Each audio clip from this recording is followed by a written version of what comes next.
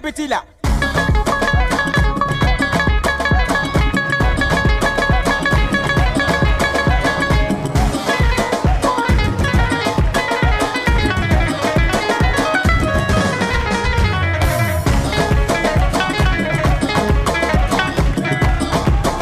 Voilà, énergie que petit là.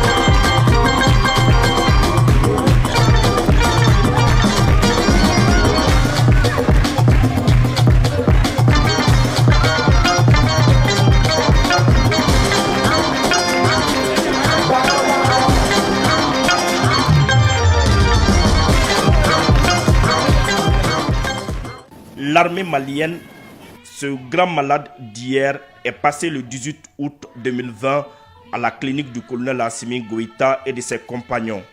Après examen, l'équipe de professeur Goïta identifie la pathologie et prescrit l'ordonnance. Le ministre de la Défense et des anciens combattants rassemble les médicaments et les met à la disposition du général de division Oumar Diarra, chef d'état-major général des armées. Un traitement de choc est fait. La patiente, dont le pronostic vital était engagé, est remise sur pied. En pleine forme, elle reprend ses missions et fait la fierté de tout un continent dans la lutte contre le terrorisme. L'une de ses meilleures stratégies que les terroristes n'arrivent pas à cerner, ce sont les actions des groupements tactiques interarmés. Les prouesses de Kamandian sur le terrain sont jusqu'à présent chantées par ceux qui vivent en toute tranquillité sans la peur au ventre. Évoluant dans l'ombre, le lieutenant-colonel Amadou Kassambra et ses hommes terrorisent les terroristes. Ils surprennent les forces du mal comme la lumière du jour surprend les oiseaux nocturnes. Lors de son passage dans la capitale, nous avons rencontré le commandant du JTIA Kamandian.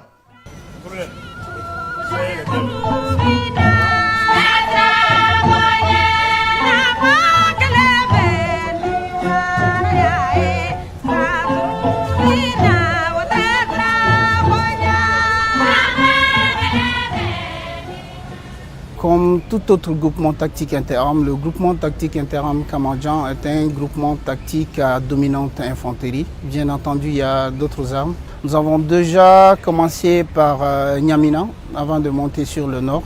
Et après, nous avons eu des directives pour une mission de Kati en passant par Ségou, Sévaré, Badjangara, Douanza, Boni, Ombori, Gossi jusqu'à Gao. Et de Gao, nous avons été aussi encore projetés sur Bourem, en vue d'occuper Bourem. Parlant de la route de Douanza jusqu'à Gao, il y avait beaucoup d'engins explosifs. Nous avons pu quand même travailler sur 69 engins explosifs, dont 39 ont explosé et 39 ont été détruits sans dégâts. Nous avons sécurisé Bourem et alentour, Bamba aussi. Nous avons eu aussi à faire plusieurs missions civilo-militaires en aidant la population. Parce que notre mission, le but même, c'est de sécuriser la population et leurs biens. Donc nous avons participé aussi à aider la population dans le cadre des dons, aussi à leur fournir de l'eau potable. Voilà, nous avons eu à faire plusieurs missions dans ce cadre-là. Disons-le sans démagogie ni forfanterie et point de flagornerie. L'armée a totalement changé de visage. Les sourds l'ont entendu à la radio et à la télévision. Les aveugles l'ont lu dans les journaux et les réseaux sociaux. Même les muets ont pu l'expliquer efficacement à des auditoires choisis.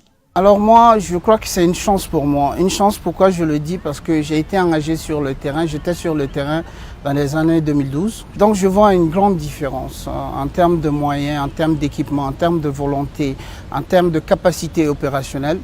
L'action qui m'a rendu fier, je dirais, c'est quand Kamadjan est arrivé à Douanza. Arrivé à Douanza, nous avons fait quand même quelques jours à Douanza. Et à partir de Douanza, les gars ont lancé un message. Ils ont dit que ce n'est pas possible que l'armée arrive à Gao, que nous ne pouvons pas utiliser la route. Et les directives étaient claires. Les directives du chef d'état-major, du ministre de la Défense, c'était vraiment clair. C'était de nettoyer la route, d'arriver à Gao avec les matériels. J'ai appelé les éléments, je les ai fait part de la mission. Et avec volonté, et fierté et patriotisme, ils m'ont dit qu'ils sont bien déterminés à mener à bien leur mission, au risque de leur vie, au péril de leur vie. Et je crois que cette volonté ou le moral que mes hommes avaient, c'est pas gratuite. C'est par rapport à tout ce qu'ils avaient comme moyen. On n'avait pas vraiment le droit d'échouer.